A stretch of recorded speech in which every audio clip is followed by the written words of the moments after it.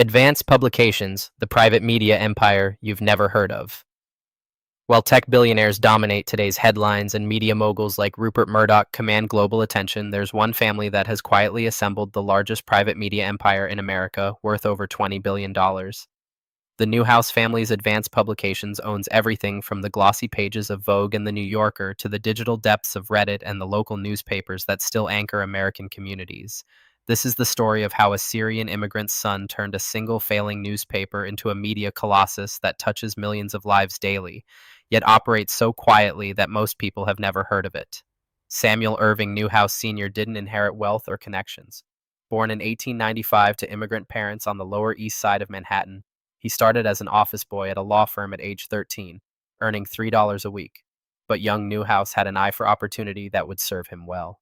When he was just 27 years old in 1922, he convinced his boss, Judge Hyman Lazarus, to let him take over the struggling Bayonne Times newspaper in New Jersey as payment for legal fees owed to the firm.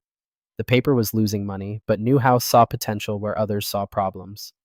Within 2 years, he had turned the Bayonne Times profitable by focusing on hyperlocal coverage that residents actually wanted to read, aggressive advertising sales, and ruthless cost control. This became the Newhouse formula that would repeat across America for the next century. The newspaper business in the 1920s was fragmented and ripe for consolidation. While other publishers focused on prestige and editorial influence, Newhouse understood that newspapers were fundamentally businesses that needed to make money to survive. His approach was methodical and unsentimental.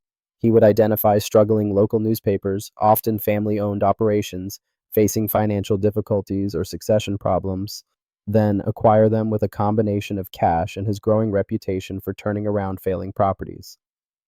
Unlike other media barons who imposed their editorial vision from headquarters, Newhouse maintained local editorial independence while centralizing business operations to achieve economies of scale.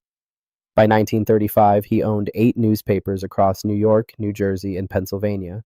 His genius lay in recognizing that local newspapers had natural monopolies in their markets.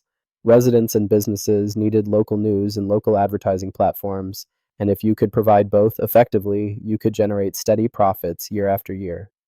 The Staten Island Advance, acquired in 1922, became his flagship and the source of the company name that would eventually grace one of America's largest private companies.